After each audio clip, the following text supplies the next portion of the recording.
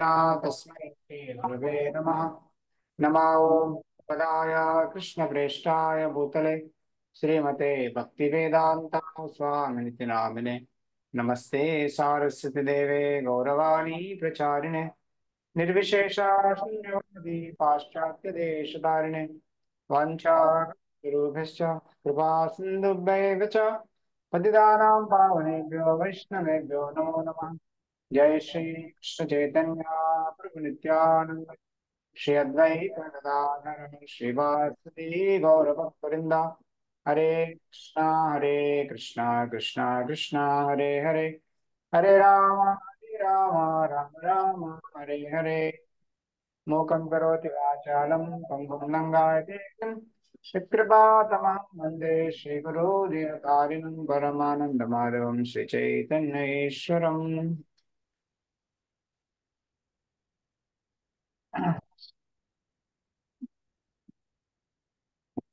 Hare Krishna. Resound వస్తున్నట్టు.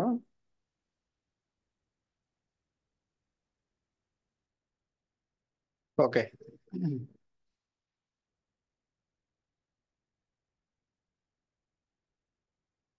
హరే కృష్ణ. ఈరోజు క్లాస్కి వచ్చిన భక్తులందరికీ స్వాగతం. సో మనం ఈరోజు శ్రీమద్ భాగవతం 10th క్యాంటో దశమ స్కందం నుంచి ముచ్చుకుందుని యొక్క ప్రార్థనలు చర్చిద్దాం. సో ముచ్చుకుంది మహారాజ్ చాలా మంచి ప్రార్థన అర్పిస్తారనమాట కృష్ణ భగవానికి. కాబట్టి ముచ్చుకుంద స్టోరీ అనేది చాలా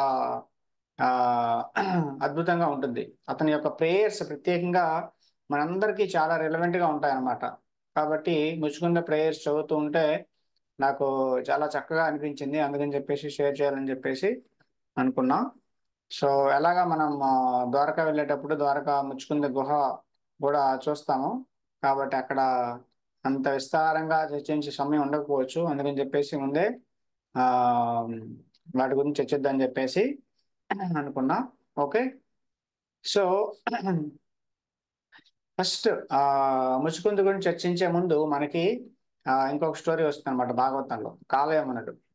శ్రీ కాలయవనుడు అనే అతను ఒక యవ్వన అనే అతని పదంలోనే ఉందన్నమాట. యవ్వనుడు అంటే మలేచ్ఛ. యవ్వన అంటే ఎవరైతే వర్ణాశ్రమ ధర్మానికి కింద ఉంటారో వాళ్ళని యవ్వనులు మలేచ్చులు అంటారు అనమాట. అంటే బ్రాహ్మణ క్షత్రియ వైశ్యులు ఎప్పుడు కూడా వర్ణాశ్రమ ధర్మాన్ని పాటిస్తారు. శుద్ధులు కూడా. సో ప్రత్యేకించి బ్రాహ్మణ వైశ్య క్షత్రియ బ్రాహ్మణ క్షత్రియ వైశ్యులు చాలా ఉన్నతమైన నియమాలను ఫాలో అవుతారు.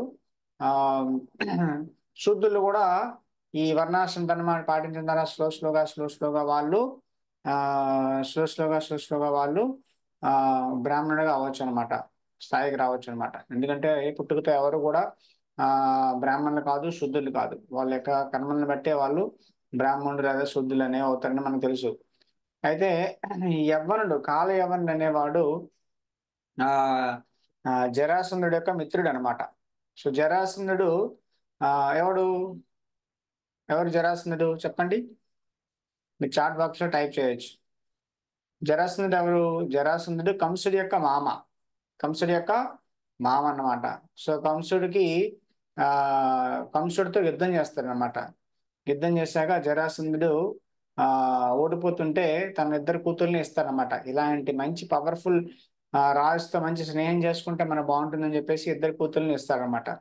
సో ఇద్దరు కూతుర్ని ఇస్తాడు. కానీ కృష్ణుడు ఏం చేస్తాడు? కృష్ణ భగవానుడు కంసుని చంపేస్తాడు కదా మథురాలో. చనిపోయిన తర్వాత ఇద్దరు కూతుర్లు కూడా విధవలు అయిపోతారనమాట. హస్బెండ్ లెస్ అయిపోతారనమాట. సో అప్పుడు వాళ్ళు మథురాను వదిలేసి ఇంటి దగ్గరకు వచ్చేస్తారనమాట. మా నాన్నగారి ఇంటికి వచ్చేస్తారనమాట. జరాసంధుడి దగ్గరకు వచ్చేస్తారు. సో వాళ్ళ బాధ దుఃఖం చూసి ఎలా అయినా జరాసంధుడు చాలా క్రోధితుడై ఎలా అయినా కంసుని చంపినటువంటి కృష్ణుని చంపాలి, ఈ యదువంశీయుని చంపాలి, వీళ్ళందరినీ చంపాలని చెప్పేసి అటాక్ చేస్తాడు అనమాట. సో కృష్ణుని మీద యదువంశీయుల మీద జరాసంధుడు అటాక్ చేస్తాడు. వన్ బై వన్ చాలా అక్షోహిణి సైన్యాన్ని తీసుకుని వచ్చి అటాక్ చేస్తాడు అనమాట. కానీ ప్రతిసారి కృష్ణుడు చంపేస్తాడు, అందరినీ చంపేస్తాడు ఎక్సెప్ట్ జరాసంధ్ అనమాట. జరాసంధని విడిచిపెట్టేసి మిగతా వాళ్ళందరినీ చంపేస్తాడు అనమాట. సో జరాసంధుడు ఏం చేసేవాడు, ఈసారి ఫస్ట్ టైం ఓడిపోయాను కానీ నెక్స్ట్ టైం నేను ఇంకా ఎక్కువ మందిని సైన్యాన్ని తీసుకుని వచ్చి కృష్ణుని ఓడిస్తా అని చెప్పేసి తీసుకుని వస్తాడనమాట. మళ్ళీ ఎక్కువ మందిని గ్యాదర్ చేస్తాడనమాట. మళ్ళీ గ్యాదర్ చేసి కృష్ణుతో యుద్ధం చేస్తాడు, మళ్ళీ ఓడిపోతాడు, మళ్ళీ గ్యాదర్ చేస్తాడు, మళ్ళీ ఓడిపోతాడు. కృష్ణుడు అతను తెచ్చిన అందరిని చంపేస్తాడు కానీ ఎవరిని వదిలేస్తాడు, ఆ జరాసంధుడిని వదిలేస్తాడనమాట. సో జరాసంధుడిని ఎందుకు వదిలేస్తున్నాడు భగవంతుడు అంటే దాని వెనకాల ఒక కారణం ఉందన్నమాట. ఎందుకంటే భగవంతుడు ఎవరు ఆవిర్భవించింది ధర్మ సంస్థాపన కోసం. అంటే ధర్మ సంస్థాపన చేయాలంటే మొత్తం భూమి మీద ఉన్నటువంటి రాక్షస లక్షణాలు కలిగినటువంటి జనాలందరినీ కూడా నాశనం చేయాలి. కాబట్టి భగవంతుడు ప్రతి ఒక్కరి దగ్గర వెళ్ళి వాడిని చంపాలన్నమాట. కానీ జరాసంధుడు ఏం చేస్తున్నాడు, భగవంతుడి మిషన్కి హెల్ప్ చేస్తున్నాడు అనమాట. అందరిని తెచ్చి ఆ భగవంతుడికి అప్పచెప్తున్నాడు అనమాట, వీళ్ళని చంపండి వీళ్ళని చంపండి అని చెప్పేసి. కాబట్టి ఆ కాబట్టి భగవంతుడి పని చాలా ఈజీ అయిపోతుంది అనమాట. అదే జరాసంధుని ఫస్ట్ టైం చంపేస్తే ఏమవుతుంది, ఇంకా మిగతా వాళ్ళందరూ కూడా కలెక్ట్ చేయలేడు కదా వీడు. కాబట్టి భగవంతుడు కూడా మళ్ళీ కష్టం అవుతుంది అనమాట, అందరి దగ్గర వెళ్ళి చంపాలని చెప్పేసి భగవంతుడు జరాసంధుని వదిలేశాడు. మరి జరాసంధుని మళ్ళీ రాక్షసులందరినీ కూడబెట్టి తీసుకుని వచ్చేవాడు. ఇలా 17 టైమ్స్ అంటే 17 సార్లు జరాసంధుని ఆ ఓడిస్తాడు అనమాట, భగవంతుడు ఓడిస్తాడు. సో ఓడించాక 18th టైము ఈ కాలయవనుడు అనే అతన్ని తీసుకొని వస్తాడు అనమాట. సో ఈ కాలయవనుడు ఆ చాలా అహంకారంతో ఉంటాడు అనమాట. చాలా పవరు, చాలా శక్తి, చాలా ఇవన్నీ ఉండడం వలన నాతో సమానమైన వాడు ఎవడూ లేడు భూమి మీద అని చెప్పేసి అనుకుంటాడు అనమాట. కానీ నారదముని అతను చెప్తారు, నీతో సమానమైన వాళ్ళు యదువంశీయులు, వాళ్ళతో యుద్ధం చేయని చెప్పేసి అంటాడు అనమాట. సో అందుకని చెప్పేసి వస్తాడనమాట. సో కాలయవనుడు మొత్తం జరాసంధుడితో కలిసి మొత్తం మథురా నగరాన్ని చుట్టుముట్టేస్తారనమాట. చుట్టుముట్టేసిన తర్వాత అప్పుడు కృష్ణుడు బలరాముడు బయటకు వస్తారనమాట. మథురా నుంచి బయటకు వస్తారు. కాలయవనుడి యొక్క మొత్తం సైన్యం అంతా ఉంటది. ఆ చాలా పెద్ద సైన్యం ఉంటుంది అనమాట. గుర్రాలు, ఏనుగులు, రథాలు, ఫుట్ సోల్జర్స్ వీళ్ళందరూ ఉంటారనమాట. సో వాళ్ళ మధ్యలో నుంచి కృష్ణ భగవానుడు నడుచుకుంటూ వితౌట్ ఎనీ వెపన్, అస్త్రం లేకుండా నడుచుకుంటూ వెళ్తారనమాట మధ్యలో నుంచి భయం లేకుండా. కాలయవనుడు చూసి ఆశ్చర్యపోతారనమాట, ఎవడు ఎవరు ఈ వ్యక్తి ఆ మధ్యలో నుంచి వెళ్తున్నాడు, అసలు అస్త్రం లేకుండా, శస్త్రం లేకుండా, ఏమీ లేకుండా, భయం లేకుండా అని చెప్పేసి ఆశ్చర్యపోతారనమాట. అదే ఫస్ట్ టైం భగవంతుని చూస్తారన్నమాట కాలయవనుడు. కాలయవనుడికి ఇతనే వాసుదేవుడిని ఎలా తెలుస్తుందంటే నారదుని చెప్తాడు వాసుదేవుడు కృష్ణుడు ఎలా ఉంటాడు అనేది. సో డిస్క్రిప్షన్ చెప్తారన్నమాట. అతని యొక్క ఫేస్ చాలా గుండ్రంగా కమలంలా ఉంటుంది. అతని యొక్క చెస్ట్ మీద, ఛాతి మీద శ్రీవత్సాంకం ఉంటుంది. అతని యొక్క మెడలో కౌస్తుభముని వేలాడుతూ ఉంటుంది. వైజయంతి మాల వేసుకుని ఉంటారు. దాని తర్వాత అతను సెఫ్రాన్ ధోతి వేసుకుని ఉంటారు. ఈ విధంగా భగవంతుడి గురించి ఆ డిస్క్రిప్షన్ చెప్పాక ఆ వర్ణన అంతా విని ఇతను చూశాక ఎగ్జాక్ట్ మ్యాచ్ అవుతుంది అనమాట. ఇతనే ఆ వాసుదేవుడు, వసుదేవ పుత్రుడు కాబట్టి ఇతను పట్టుకోవాలని చెప్పేసి అనుకుంటాడు అనమాట. కానీ కృష్ణుడి యొక్క ధైర్యాన్ని చూసి చాలా మెచ్చుకుంటాడు అనమాట. ఎంత ధైర్యం, అసలు భయం లేకుండా, అస్త్రం లేకుండా మా మధ్య నుంచి వెళ్తున్నాడంటే ఎంత ఆ ఎంత ధైర్యం ఉందని చెప్పేసి అనుకుంటాడు అనమాట. సరే కృష్ణుని పట్టుకొని యుద్ధం చేసి కృష్ణుని ఇక్కడ చంపాలని చెప్పేసి అనుకుంటాడు అనమాట. కానీ రాక్షసులు కూడా ఆ రోజుల్లో కొన్ని ప్రిన్సిపల్స్ ఉండేవి అనమాట. కొన్ని ప్రిన్సిపల్స్ ఉండేవి. ఏంటిది, ఎదుటి వ్యక్తి దగ్గర శస్త్రం లేకపోతే, ఆయుధం లేకపోతే మనం కూడా ఆయుధం లేకుండానే యుద్ధం చేయాలి. సో ఆ మాత్రం కామన్ సెన్స్ అనేది, ఆ మాత్రం బేసిక్ ధర్మం అనేది ఉండేది అనమాట ఈ రాక్షసుడు అయినప్పుడు కూడా అనమాట. కాబట్టి కృష్ణుడు దగ్గర వెపన్ లేదు కదా, కాబట్టి నేను వెపన్ లేకుండానే కృష్ణుడి చేతులతో క్యాప్చర్ చేసేసి పట్టేసుకొని కృష్ణుని చంపేస్తా అని చెప్పేసి అనుకుంటాడు అనమాట. ఇంకా కృష్ణుడు నడుస్తూ నడుస్తూ ఉంటాడు అనమాట, ముందు నడుస్తూ ఉంటాడు. కానీ కాలయవనుడు ఏం చేస్తాడు, వెనకాల వెళ్తూ ఉంటాడు అనమాట.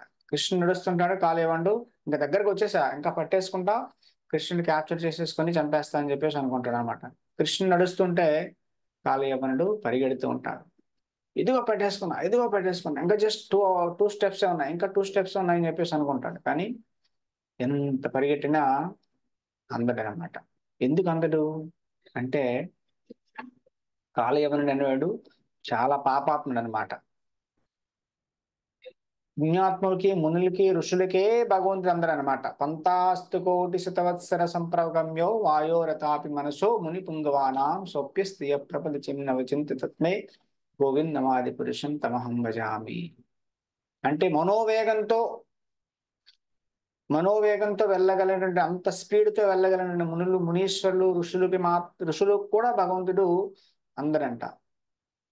కాబట్టి అలాంటి వాళ్ళకి అందనప్పుడు సాధారణమైన మనుషులకి అస్సలు అందదు. ఇంకా పాపాత్ములకి ఇంకా దూరంగా ఉంటాడంట.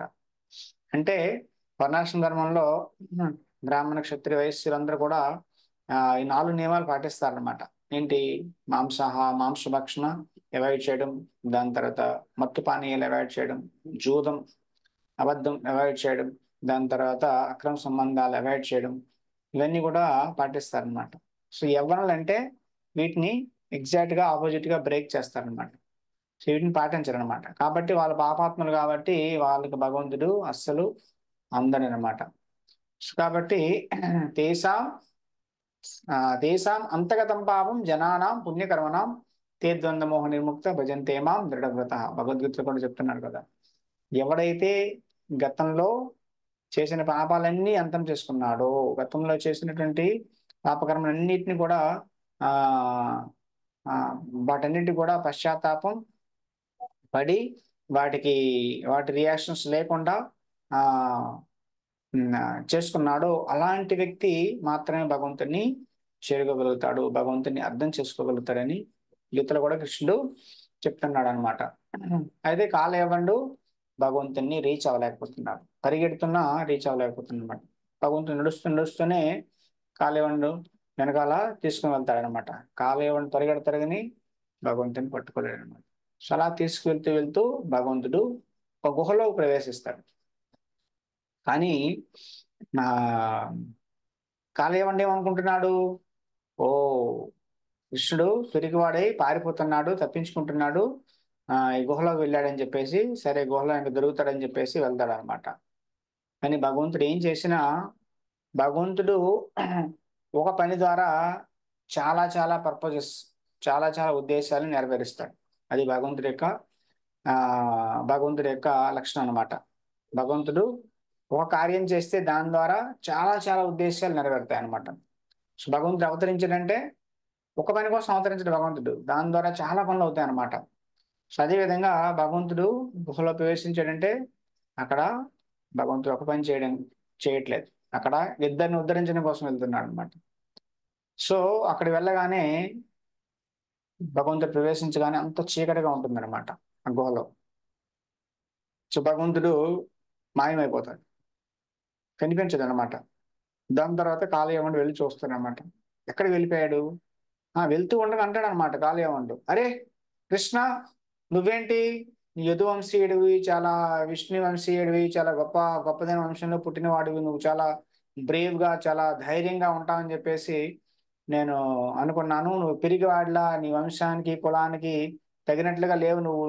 చి, అసలు యుద్ధంలో ఎవడైనా ఇలా పరిగెడతాడా? ఈ శత్రువుని చూసి ఎవరైనా పరిగెడతాడా? శత్రువు దమ్ముంటే ఫేస్ టు ఫేస్ నాతో ఫైట్ చేయని చెప్పేసి అంటాడు అనమాట. కానీ కృష్ణుడు ఏమీ పట్టించుకోడు అనమాట. భగవంతుడు నడుస్తూ ముందుకి వెళ్తాడనమాట. గుహలో ప్రవేశించాక నీకు కనిపించడు అనమాట. కానీ ఒక వ్యక్తి పడుకొని ఉంటాడు అనమాట. అక్కడ పడుకొని చాలా గాఢమైన నిద్రలో ఉంటాడు అనమాట. నిద్రలో ఉంటే, ఓ, ఇక్కడ నన్ను నుంచి తప్పించుకోవడానికి కృష్ణుడే ఇక్కడ పడుకొని ఉన్నాడు, నేను కనిపించుకుంటా ఇలా కప్పుకొని పడుకొని ఉన్నాడు, కాబట్టి వీడు కృష్ణుడు అయి ఉంటాడు అని చెప్పేసి ఏం చేస్తాడు, ఇలా కాదు వీడికి అని చెప్పేసి ఒక గట్టిగా తంతాడు అనమాట. ఇలా తన్నగానే అక్కడ ఒక వ్యక్తి పడుకొని ఉంటాడనమాట. సో పడుకొని ఉన్న వ్యక్తి ఇలాగా కళ్ళు తీస్తాడనమాట.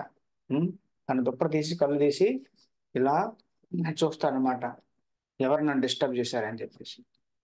ఇలా చూస్తే ఎవరు కనిపిస్తారు? ఈ కాలయవనుడు కనిపిస్తాడనమాట.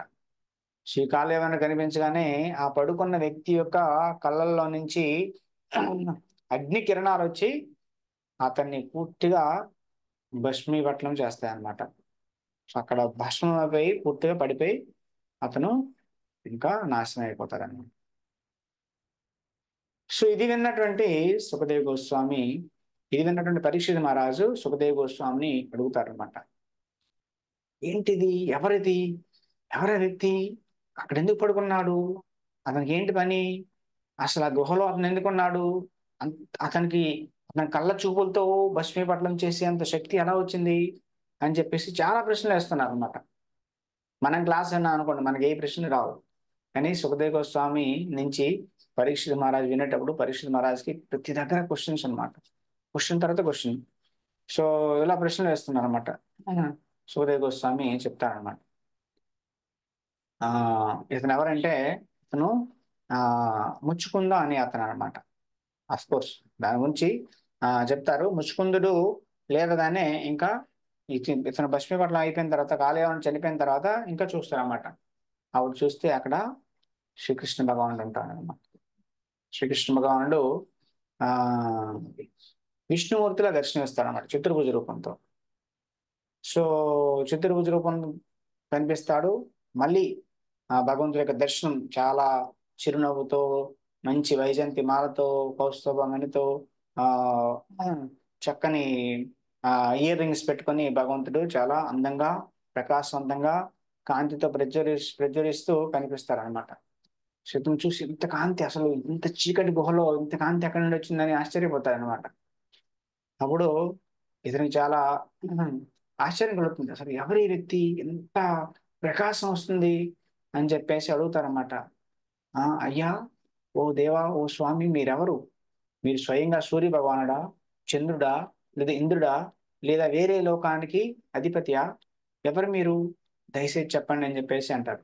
నేను అర్హుడినైతే, నేను మీ గురించి తెలుసుకునేటువంటి యోగ్యత, అర్హత నాలో ఉంటే దయచేసి మీరు నాకు చెప్పండి అని చెప్పేసి అంటారనమాట.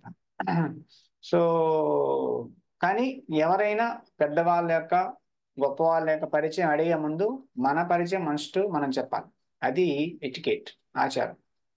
కాబట్టి ఇతను ఫస్ట్ చెప్తారనమాట. నేను యాక్చువల్గా ఆ రఘువంశంలో పుట్టినటువంటి వాడిని. నా తండ్రి పేరు మాంధాత, మాంధాత పుత్రుని, నా పేరు ఆ ముచ్చుకుంద అని చెప్పేసి అంటారనమాట.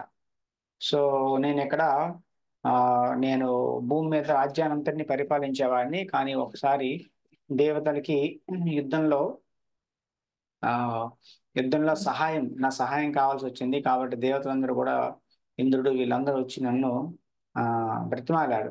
బ్రతిమాడి నన్ను యుద్ధంలో వాళ్ళకి హెల్ప్ చేయమని చెప్పేసి చెప్పారు. కాబట్టి నేను వాళ్ళకి హెల్ప్ చేయడానికి స్వర్గానికి వెళ్ళాను. స్వర్గలోకంలో నేను యుద్ధం చేశా. రాక్షసులతో యుద్ధం చేసి వాళ్ళ మీద విజయాన్ని సాధించి దేవతలకు విజయాన్ని చేకూర్చానని చెప్పేసి అంటారనమాట. సో అప్పుడు ఈ యుద్ధంలో చాలా చాలా చాలా చాలా రోజులు యుద్ధం చేయడం వల్ల నా బాడీ అంతా పూర్తిగా అలసిపోయి, నా శరీర అవయవాలన్నీ కూడా పూర్తిగా అలసిపోయి ఉన్నాయన్నమాట. అప్పుడు ఆ దేవతల యొక్క సేనాధిపతి అయిన కార్తికేయుడు వచ్చి, ఆ దేవతలందరూ వచ్చి అడుగుతారనమాట. ఓ ముచ్చుకుందా, మీరు మా కోసం చాలా త్యాగం చేశారు, చాలా హెల్ప్ చేశారు. మీరు మీ భార్య, పిల్లలు, సంతానం, మీ యొక్క రాజ్యము అన్ని వదులుకొని, అన్ని త్యాగం చేసి, అన్ని సుఖాలని త్యాగం చేసి మా కోసం మీరు యుద్ధం చేశారు. కాబట్టి ఆ కాబట్టి మీకు ఏదైనా ఆ వరం ఇస్తాము, కోరుకోండి అని చెప్పేసి అంటారనమాట. అంటే ఆ రోజుల్లో రాజులు అంత నోబుల్ మైండెడ్ గా ఉండేవారు అనమాట. నాది, నేను ఎంజాయ్ చేయాలి, వాళ్ళకి హెల్ప్ చేస్తే నాకేం వస్తుంది, లేదంటే నేను ఇప్పుడు ఏదైనా హెల్ప్ చేస్తే వాళ్ళు ఫ్యూచర్ లో నాకు ఏదైనా చేస్తారని మోటివ్ కానీ ఏమీ లేదనమాట. నిస్వార్థంగానే అతను హెల్ప్ చేశారనమాట. సో ఓకే, దేవతలు మంచి వాళ్ళు ఆ అందరికీ చాలా మంచి పనులు చేస్తున్నారు, ఆ వాళ్ళు కూడా భగవంతుడి యొక్క భక్తులు అనే భావంతో ఇతను హెల్ప్ చేశారనమాట. ఏమైనా వరం కావాలంటే కోరుకో అని అంటారనమాట. ఏ వరమైనా మేము ఇస్తాం, మోక్షం తప్ప ఏదైనా ఇస్తామంటారు. ఎందుకంటే మోక్ష ప్రదాత సర్వేషాం విష్ణు అత్ర న సంశయ. మోక్షాన్ని ఇచ్చేది ఓన్లీ విష్ణు మాత్రమే, మేము మా చేతుల్లో లేదు. కాబట్టి మా చేతుల్లో ఉన్నది ఏదైనా అడగమని చెప్తారనమాట. కానీ ముచ్చుకుంద మహారాజు చాలా గొప్ప భక్తుడు అనమాట. కాబట్టి అతనికి ఎలాంటి భౌతికమైన కోరికలు లేవు. అతనికి పెద్ద రాజ్యం అన్నీ ఉన్నాయి, అవన్నీ వదిలేసి వస్తారనమాట. కానీ కార్తికేయుడు చెప్తారనమాట. ఏం చెప్తారంటే యాక్చువల్‌గా మీరు భూమి మీద అన్నీ వదిలేసి వచ్చి ఇక్కడ మాకు యుద్ధం చేశారు. ఎంతకాలం యుద్ధం చేశారంటే భూమి మీద ఇప్పుడు ఎవరు లేరు. మీరు తిరిగి వెళ్ళినా మీ భార్య గాని, మీ పిల్లలు గాని, మీ మనవడు గాని, మీ రాజ్యం గాని అసలేమీ లేదనమాట. ఓకేనా? మీరు వెళ్ళిన మీ రాజ్యాన్ని మీరు రాజు ఎవరు గుర్తించలేరనమాట. మీ వంశం అంతా అందరూ పోయారనమాట. ఎందుకంటే స్వర్గంలో ఒక్కరోజు మనకి 6 నెలలనమాట. కాబట్టి అక్కడ ఒక సంవత్సరం గాని స్పెండ్ చేస్తే ఇక్కడ 36,000 సంవత్సరాలు వెళ్ళిపోతాయన్నమాట. కాబట్టి అక్కడ అంతకాలం స్పెండ్ చేసేసరికి ఇక్కడ ఎవరు లేరనమాట. ఇక్కడ వేల సంవత్సరాలు గడిచిపోయాయి భూమి మీద. ఎందుకంటే మనకి వాళ్ళకి అంత డిఫరెన్స్ ఉంటుంది. మనకు వాళ్ళకి ఒక్క రోజైతే ఒక పగలైతే మనకు 6 నెలలతో సమానం. ఒక రాత్రి ఇంకొక 6 నెలలు. అంటే 1 డే దేవతల యొక్క 1 day equals to our 1 year అన్నమాట. ఒక సంవత్సరంతో సమానం. కాబట్టి వీళ్ళందరూ అసలు ఎవ్వరు లేరనమాట. కాబట్టి చూసుకోండి ఎంత త్యాగం చేసేసాడు పాపం. సో వాళ్ళు కూడా మా కోసం చాలా త్యాగం చేసి ఏదైనా అడుగు ఇస్తామని చెప్పేసి అంటారనమాట. కానీ ముచ్చుకున్న మహారాజు అంటారనమాట, నేను మీకోసం యుద్ధం చేసి చేసి చేసి నా అవయవాలు నా మొత్తం కండరాలు అన్నీ కూడా అడిసిపోయి ఉన్నాయన్నమాట. నాకేమీ వద్దు వరం, జస్ట్ ఒక్క వరం ఇవ్వండి. ఏంటంటే నేను పడుకుంటా ప్రశాంతంగా, ఎవ్వరు నన్ను డిస్టర్బ్ చేయకూడదు అని చెప్పేసి అంటారు. నాకు ఎవరైనా డిస్టర్బ్ చేస్తే నేను కళ్ళు ఓపెన్ చేసి వాళ్ళని చూస్తే వాళ్ళు అక్కడే భస్మం అయిపోవాలి, ఈ వరం ఇవ్వని అంటారు అన్నమాట. కాబట్టి సో తథాస్తు అని చెప్పేసి దేవతలు చెప్పేస్తారనమాట. సో అప్పుడు ఈ గుహలోకి వచ్చి పడుకుంటారనమాట. పడుకున్న తర్వాత ఇలా భగవంతుడు కాలయవన్ని తీసుకొని వస్తారనమాట. కాబట్టి భగవంతుడు ఇక్కడ ఇద్దరు కాలయవనికి వాడిని చంపి వాడికి మోక్షం ఇస్తారు. దాని తర్వాత ముచ్చుకుంద మహారాజ్కి తన దర్శనం ఇచ్చి అతనికి ముక్తిని ఇస్తారనమాట. కాబట్టి అక్కడ ఇద్దరిని ఉద్ధరిస్తారు భగవంతుడు. అప్పుడు ఇది నా పరిచయం అని చెప్పేసి ముచ్చుకుంద మహారాజ్ చెప్తారనమాట. ముచ్చుకుందరు చెప్పాక అప్పుడు దయచేసి మీరెవరు, మీరు చూడడానికి ఒక డెమిగాడ్ లాగా లేదా ఒక దేవతలా ఉన్నారు, స్వయంగా మీరు ఈ లోకానికి అధిపతి అయి ఉంటారు అని చెప్పేసి అంటారనమాట. మీరు ఎవరు చెప్పండి అని చెప్పేసి అంటే అప్పుడు భగవంతుడు చెప్తారనమాట, నేను ఏమీ చెప్పను, నా యొక్క నా గురించి అసలు నా గురించి ఎవరు చెప్పలేదు.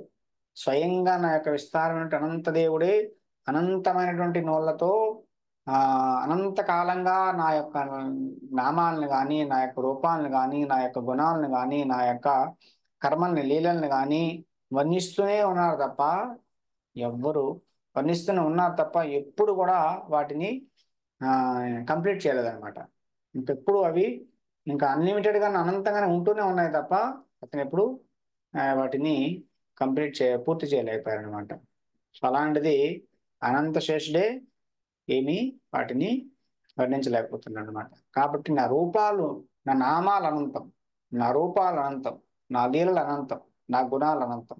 కాబట్టి ఇట్ ఈస్ ఇంపాసిబుల్ అనమాట నా గురించి పూర్తిగా చెప్పడం అసాధ్యం. ఎంత పెద్ద మునులైనా ఋషులైనా పెద్ద శాస్త్రవేత్తలైనా భూమి మీద ఉండేటువంటి ప్రతి రేణువు, ఇసుక రేణువులో ప్రతి ఆటమ్స్ అంటారు కదా, పరమాణువులు అణువులు కూడా లెక్క పెట్టొచ్చేమో, కానీ నా యొక్క లీలల్ని నామాల్ని గుణాలని లెక్క పెట్టడం ఎవరికి సాధ్యం కాదని భగవంతుడు చెప్తారనమాట. సో అని చెప్పాక అప్పుడు స్వయంగా అతను సాక్షాత్తు నేను పూజించేటువంటి విష్ణుమూర్తి అని చెప్పేసి అర్థం చేసుకుంటాడు అనమాట. అర్థం చేసుకున్నాక అప్పుడు ప్రార్థన నేర్పిస్తారన్నమాట. చాలా చక్కని చాలా అందమైనటువంటి ప్రార్థన నేర్పిస్తారు. ఈ ప్రార్థనలో చాలా మంచి లెసన్స్ ఉంటాయన్నమాట. సో కాబట్టి ఈ లెసన్స్ నుంచి మనం అతను చెప్పేటువంటి పరిస్థితి, అతని యొక్క ఒక మంచి శుద్ధ భక్తుడు ఏ విధంగా భగవంతుడు ప్రార్థన చేస్తాడు, అతని యొక్క ఆలోచన ఎలా ఉంటుంది అనేది మనం అర్థం చేసుకోవాలన్నమాట ఇతని నుంచి ముచ్చుకుంద నుంచి. కాబట్టి ముచ్చుకుంద చెప్తున్నాడు అనమాట, భగవంతుడు తన గురించి చెప్పాడనమాట. తన గురించి చెప్పాక నేను అవతరించింది బ్రహ్మదేవుడు నన్ను పిలిచాడు, కాబట్టి ఈ విశ్వానికి సృష్టికర్తను బ్రహ్మదేవుడు పిలిచాడు, భూభారాన్ని తగ్గించడం కోసం నేను అవతరించాను. కాబట్టి నేను కంసుడిని, ప్రలంబాసురుడిని ఇలాంటి వాళ్ళందరినీ చంపేసాను ఆల్రెడీ అని చెప్పేసి అంటారనమాట. కాబట్టి నేను వసుదేవుడు పుత్రుడుగా యదువంశంలో పుట్టాను. కాబట్టి నన్ను వాసుదేవుడు అని చెప్పేసి అంటానే భగవంతుడు తన పరిచయాన్ని చెప్తానమాట. సో నేను నా భక్తుల్ని చాలా అభిమానం. ఇప్పుడు మీ దగ్గరికి ఎందుకు వచ్చానంటే మీరు నువ్వు గత జన్మలో నా భక్తుడి కాబట్టి నేను నీకు దర్శనం ఇవ్వడం కోసం నేను వచ్చానని చెప్పేసి భగవంతుడు చెప్తారన్నమాట. ఎందుకంటే నా భక్తులు అంటే నాకు చాలా చాలా ప్రియం. నా భక్తులు నాకు చాలా ప్రియం. అందుకని చెప్పేసి నీకు దర్శనం ఇవ్వడం కోసం నేను వచ్చాను ఆ అని చెప్పేసి ముస్లిం మహారాజ్ అని చెప్పేసి అంటారనమాట. కాబట్టి గత జన్మలో నువ్వు నా యొక్క మెర్సీ కోసం, నా అనుగ్రహం కోసం ప్రార్థన చేసావు. కాబట్టి నీ కోరికను ఫుల్ఫిల్ చేయడం కోసం నేను ఇప్పుడు వచ్చానని చెప్పేసి అంటారనమాట. కాబట్టి నీ హృదయం పూర్తిగా నిండినట్లు నువ్వు నా దర్శనం ఇప్పుడు చేసుకోని చెప్పేసి అంటారనమాట. కాబట్టి కాబట్టి ఏ వరం అడిగినా నేను ఇస్తాను అని చెప్పేసి మా కృష్ణ అంటున్నాడు అనమాట. సో ఏ వరం అడిగినా నేను ఇస్తాను కోరుకొని చెప్పేసి అంటారనమాట. సో ఎప్పుడైతే వరం అడుగుతాడో వెంటనే అతనికి గర్గముని చెప్పినటువంటి విషయం గుర్తుకొస్తుంది అనమాట ముచుకుంద్ మహారాజ్కి. 28వ మిలీనియంలో వైవస్వత మను యొక్క 28వ చక్రంలో స్వయంగా శ్రీ స్వయంగా శ్రీకృష్ణ భగవానుడే ఆ దేవదేవుడే అవతరిస్తారని చెప్పేసి అతను వింటాడనమాట. కాబట్టి ఇతను స్వయంగా నారాయణ అర్థమయ్యి భగవంతుడికి ప్రార్థన చేస్తాడనమాట. ఇది చెప్తాడు స్వామి, ఈ భౌతిక ప్రపంచంలో ప్రతి జీవి కూడా మాయా దేవి యొక్క ఆధీనంలో, మాయాదేవి యొక్క వశంలో ఉండి చాలా దుఃఖాల్ని అనుభవిస్తున్నారన్నమాట.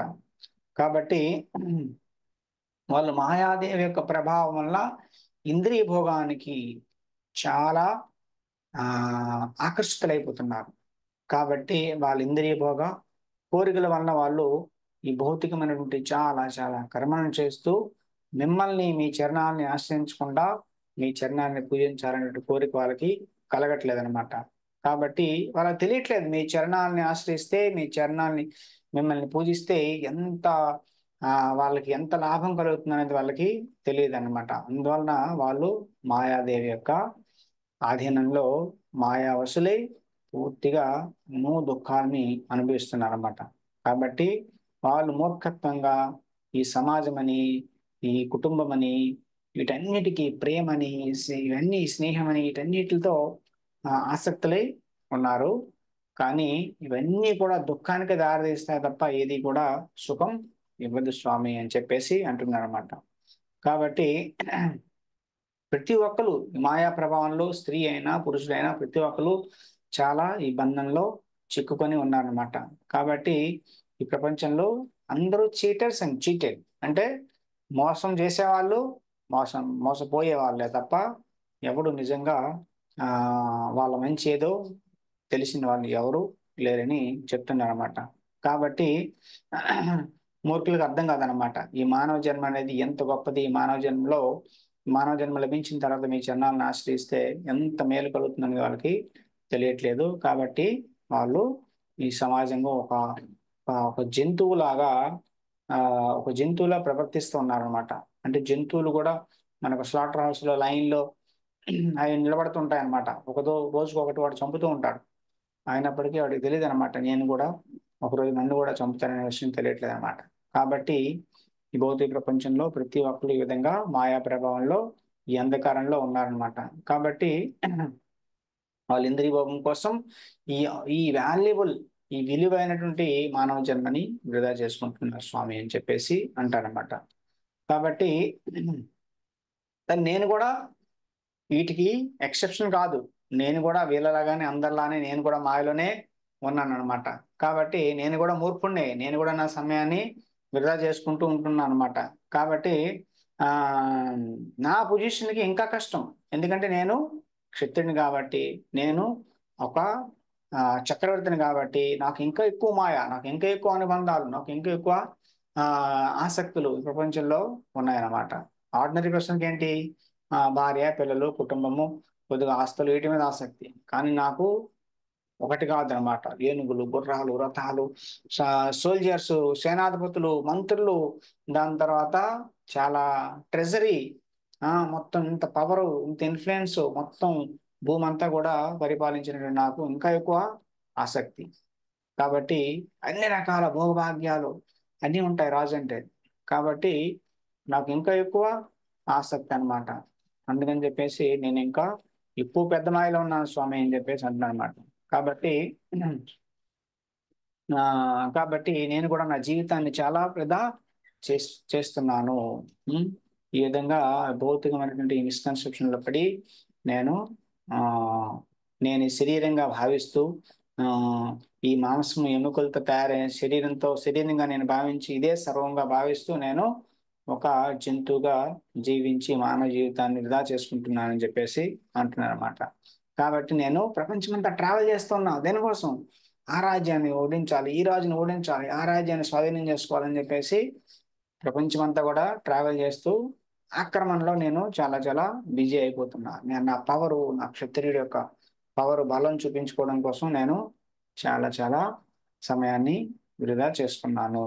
కానీ మీ గురించి ఎప్పుడూ అర్థం చేసుకోలేదు. మిమ్మల్ని ఎప్పుడు పట్టించుకోలేదు. మీరు చాలా మిత్రుడిగా, సుహృదుడిగా నా హృదయంలో ఉన్నప్పుడు కూడా మిమ్మల్ని ఎప్పుడు పట్టించుకోలేదు స్వామి అని జెప్పేసి అంటున్నాననమాట. కాబట్టి కాబట్టి ఏం చేస్తాం? ఇది మా దురదృష్టం అని జెప్పేసి అంటున్నానన్నమాట. కానీ ఇలా ఉన్నప్పటికి కూడా ఆహ్, ఆ!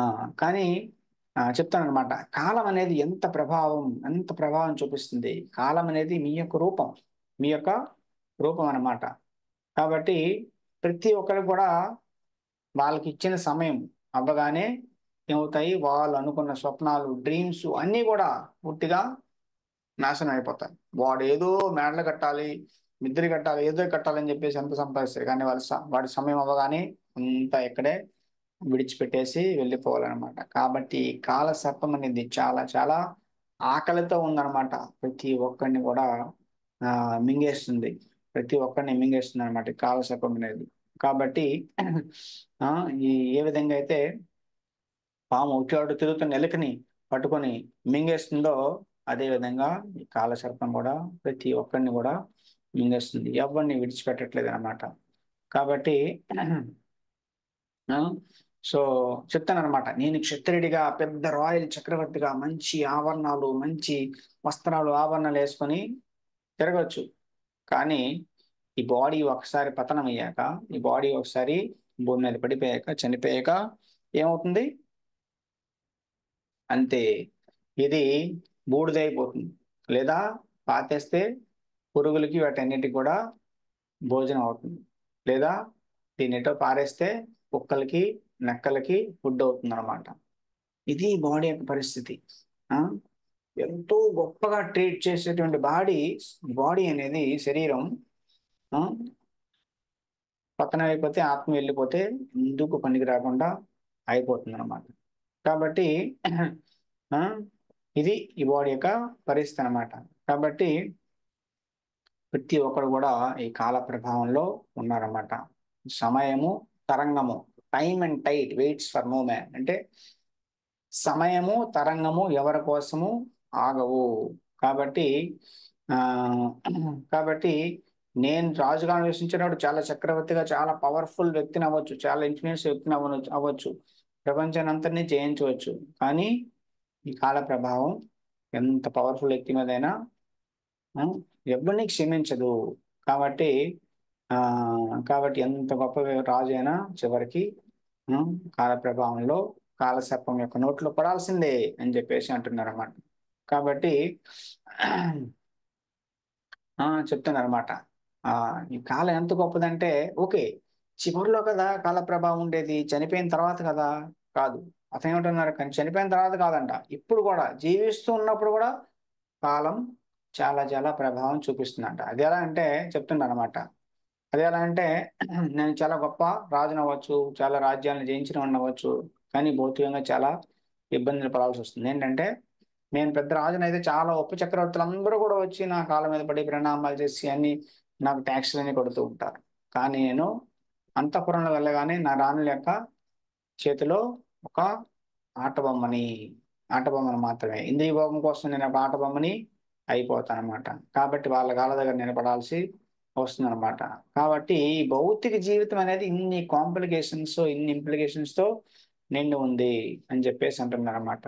కాబట్టి ఈ భౌతిక ప్రపంచంలో ఇంద్రియ భోగం కోసం వ్యక్తి చాలా కష్టపడాల్సి వస్తుంది. చాలా కష్టపడాలి.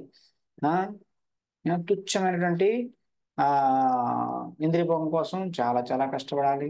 సో ఈ విధంగా వ్యక్తి రకరకాల తపస్సులు, రకరకాల ఇబ్బందులు పడాల్సి వస్తుందన్నమాట.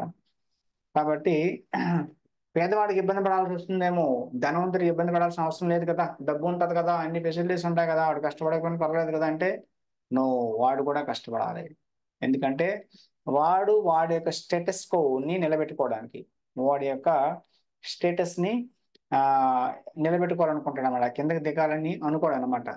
కాబట్టి చాలా మంది అంటుంటారు అనమాట, ఒక కారు యూజ్ చేశారంటే ఆ వాళ్ళు ఏమంటారంటే అంతకన్నా కింద కారు ఎప్పుడు వాడాలనుకోరు అనమాట, అంతకన్నా పైది లేదంటే అదే లెవెల్లో ఉండాలన్నమాట. సో ఆ విధంగా వాడు అంతకన్నా కిందకి రావాలనుకోడు అనమాట. ఆ స్టేటస్ కో వాడు మెయింటైన్ చేయడం కోసం చాలా చాలా కష్టపడాల్సి వస్తుంది అనమాట. లేదా ఒక బిల్డింగ్ లో 3 BHK 4 BHK ఉన్నవాడు, వాడు 1 BHK 2 BHK ఇస్తే అసలు వాడికి ఆ నచ్చదు అనమాట. కాబట్టి వాడు దాన్ని మెయింటైన్ చేయడం కోసం కష్టపడాల్సి వస్తుంది. లేదా గతంలో జనాలు ఏం చేసేవాళ్ళు, నెక్స్ట్ లైఫ్ నమ్మకం ఉండేది కాబట్టి నెక్స్ట్ లైఫ్ లో ఇదే లైఫ్ ఉండాలి, ఇంతకన్నా బెటర్ లైఫ్ ఉండాలని చెప్పేసి దానికోసం కూడా కష్టపడేవారు. దానికోసం కూడా వాళ్ళు యజ్ఞాలు చేయాలి, దానాలు చేయాలి, తపస్సు చేయాలి. ఈ విధంగా ధనవంతుడైనా కూడా వాడికి కూడా చాలా ఇబ్బందులే, ఇంద్రియ భోగం కావాలనుకుంటే ఇబ్బందులు పడాల్సి వస్తుందని చెప్పేసి అంటున్నాను అనమాట. కాబట్టి చాలా చాలా కష్టం ఈ బంధం నుంచి, ఈ భౌతిక జీవనం నుంచి బయటికి రావాలంటే చాలా కష్టం. మీ యొక్క ఫేవర్, మీ యొక్క మెర్సీ, అనుగ్రహం ఉంటే తప్ప ఎవ్వరు కూడా ఈ బంధం నుంచి రాలేరన్నమాట. అన్నమాచార్యులు కూడా అదే అంటారు అనమాట. ఏమంటారు అన్నమాచార్యులు వారు, ఆ ఆ తెంపక తెగవవి. ఆ మీరు ఆ మీరు తెంపకుండా, మీరు కట్ చేయకుండా ఈ బంధాల నుంచి ఎవడు బయటపడలేరు మేడం. కోరిన కోరికలు, కోయిన కట్లు, ఆ అవి మీరు కట్ చేయింది అసలు అవి తెగవని చెప్తారంటారు. అదే విధంగా ముచ్చుకుంద మహారాజు కూడా అదే ప్రార్థన చేస్తానమాట. స్వామి, మీరు కట్ చేయకపోతే, మీ అనుగ్రహం లేకపోతే ఎవడు కూడా ఈ మాయా శక్తి నుంచి తప్పించుకోవడం అసాధ్యం, ఇంపాసిబుల్, ఇన్సర్మౌంటబుల్ అంటారు అనమాట. అసాధ్యం అనమాట. వీటిని మాయా దురత్యయ, చాలా కష్టం. కృష్ణుడు చెప్తున్నాడు, స్వామి చాలా చాలా కష్టం, ఈ మాయలో మేము చిక్కుకొని ఉన్నాం అనమాట. కాబట్టి మీ యొక్క మెర్సీ, మీ యొక్క అనుగ్రహం ఉంటే మాకు శుద్ధ భక్తుల యొక్క సాంగత్యం దొరుకుతుంది. శుద్ధ భక్తుల యొక్క సాంగత్యం దొరుకుతుంది. ఇది మనం గుర్తుపెట్టుకోవాలన్నమాట. శుద్ధ భక్తుల సాంగత్యం మనకుంటే అది మన అదృష్టం అనమాట. అది భగవంతుడి యొక్క అనుగ్రహం మనపై ఉన్నట్లు అనమాట.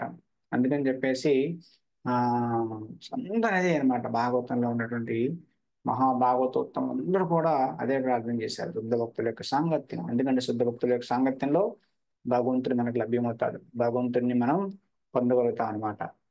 భగవంతుడి యొక్క సాంగత్యం కన్నా శుద్ధ భక్తుల సాంగత్యం అంత గొప్పది అనమాట. కాబట్టి ఇది శుద్ధ భక్తుల యొక్క సాంగత్యం ముక్తికి, మోక్షానికి, మోక్ష ద్వారానికి ప్రారంభం అనమాట, మొదటి అడుగు అనమాట వాళ్ళ యొక్క సాంగత్యం. అందుకని చెప్పేసి ఆ ఆ మహత్సేవా ద్వారం ఆహుర్విముక్తే స్తమో ద్వారం యోషితాం సంగి సంగం. భాగవతం ఋషుదేవ్ అది చెప్తున్నాడు అనమాట. ఏం చెప్తున్నారంటే మహత్సేవా ద్వారం, మహత్సేవ, ప్యూర్ డివోటీ, శుద్ధ భక్తుల యొక్క సాంగత్యం, శుద్ధ భక్తుల యొక్క సేవ విముక్తి, విశేషమైనటువంటి ముక్తికి దారితీస్తుంది అనమాట. భగవద్ధామాన్ని తీసుకెళ్తుంది. శుద్ధ భక్తుల అసోసియేషన్, శుద్ధ భక్తుల యొక్క సేవ.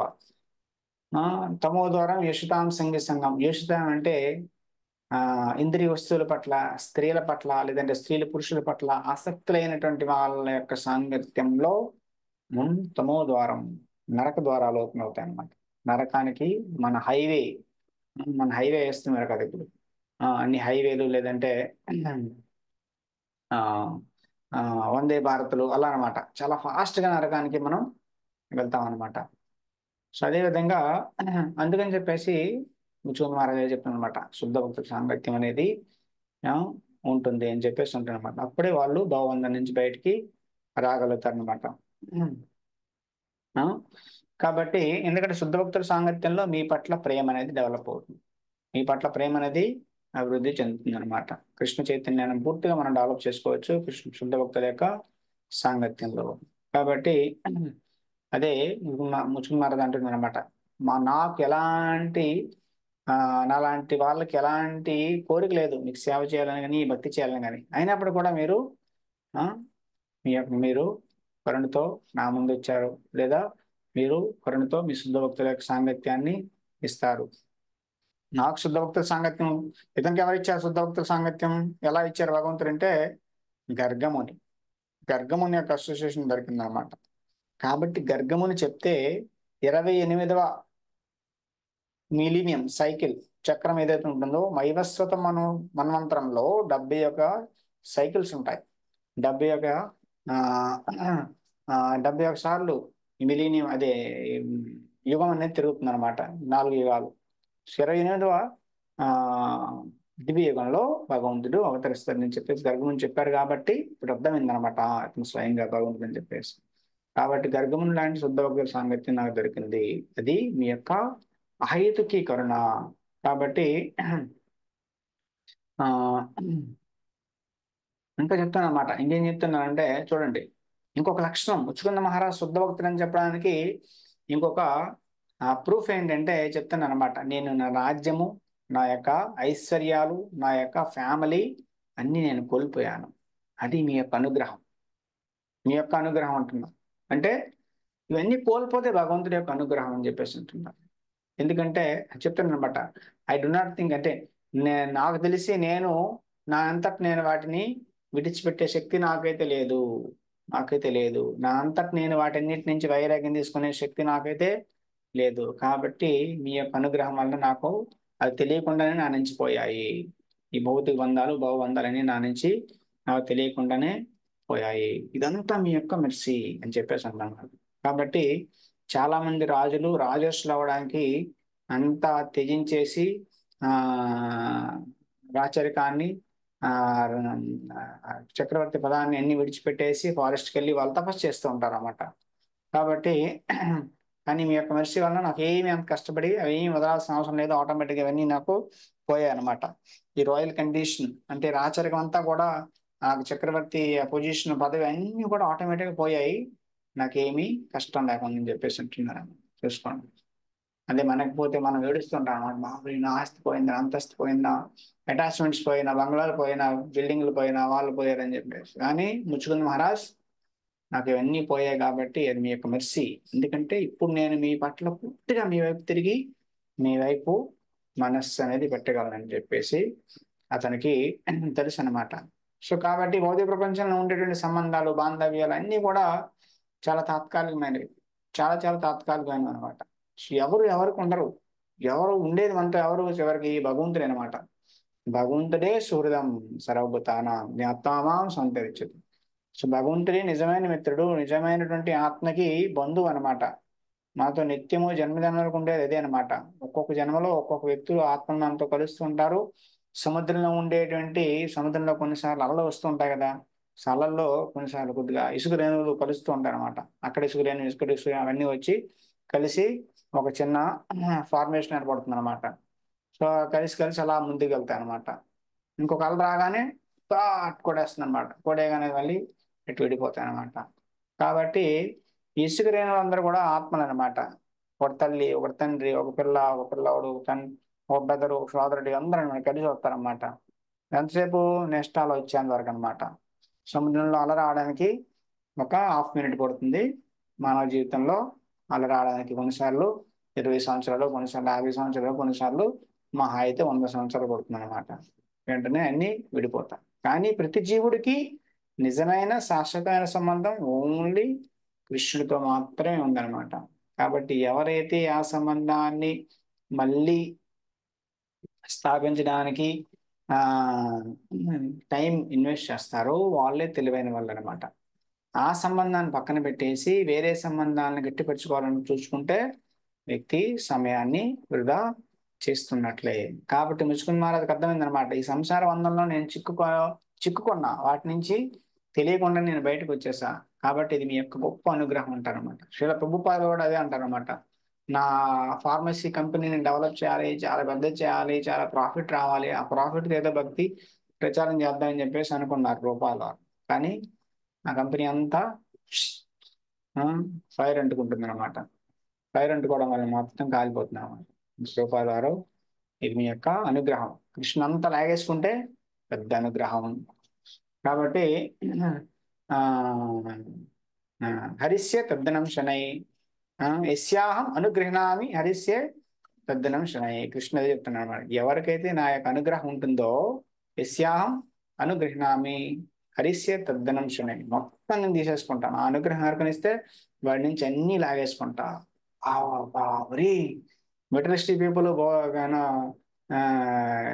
కామ్యకర్మరతులు వీళ్ళందరూ కూడా ఏంటి, ఈ కర్మీస్ అంటారు. వీళ్ళందరూ బాబరి అసలు భగవంతుడు అన్ని లాగేసుకుంటాడా, బాబరి ఎంత దూరం ఉండాలి, అయితే చాలా దూరం. టెంపుల్ దగ్గర కూడా, కృష్ణుడి దగ్గర కూడా వెళ్ళకూడదు అనమాట. చాలా డేంజర్. మనం దేవతల దగ్గరికి వెళ్దాం, ఆ దేవిని ఈ దేవుణ్ణి పూజిద్దాం, వాళ్ళ నుంచి మనకి అన్ని ఇస్తారు, చక్కగా అన్ని సంతోషంగా ఉంటాయని చెప్పేసి అనుకుంటాం. కానీ కృష్ణుడి దగ్గరికి వెళ్తే చాలా డేంజర్. అన్ని లాగేసుకుంటాడు. స్యాహం అనుగ్రహణామి హరిస్య తద్దనశనై. నా యొక్క నిజమైన అనుగ్రహం ఏంటంటే అన్ని నేను లాగేసుకుంటాను ఆ భక్తుడి నుంచి అనమాట.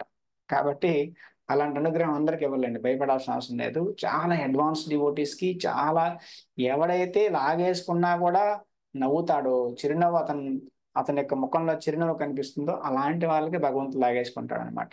వద్దు వద్దు వద్దు నాది, నేను పట్టుకుంటా పట్టుకుంటా పట్టుకుంటా అనుకునేవాడికి భగవంతుడు లాగేసుకోడు. కాబట్టి మనకి అటాచ్మెంట్స్ ఉంటే భగవంతుడు ఆర్టిఫిషియల్ ఏం తీసేసుకోడు. టెన్షన్ పడాల్సిన అవసరం లేదు. జనాలు చాలా మంది భయపడుతుంటారు అన్నమాట, భగవంతుడు తీసేసుకుంటాడేమో. నీ తీసేసుకోడు భగవంతుడు. భగవంతుడు అంతా తీసేసుకుని నిన్ను అంత ఆర్టిఫిషియల్ గా నువ్వు భగవంతుని లవ్ చేసేటట్టుగా, ప్రేమించేటట్టుగా, భక్తి చేసేటట్టుగా చేసుకోవాల్సిన అవసరం భగవంతుడు లేదనమాట. నువ్వు న్యాచురల్ గా నువ్వు ప్రేమిస్తావు అనుకుంటే నీకు అడ్డంగా, నీ ప్రేమకు అడ్డంగా వచ్చినవన్నీ భగవంతుడు తీసేసుకుంటాడు అనమాట. కాబట్టి భగవంతుడు తీసుకున్నది నీ ధనము, లేదంటే నీ ఆస్తులు, లేదంటే నీ వాళ్ళు అనేవి ఏవేది అనుకుంటున్నావో అవి అడ్డంగా ఉంటే నీ భక్తికి భగవంతుడు తీసుకోవచ్చు.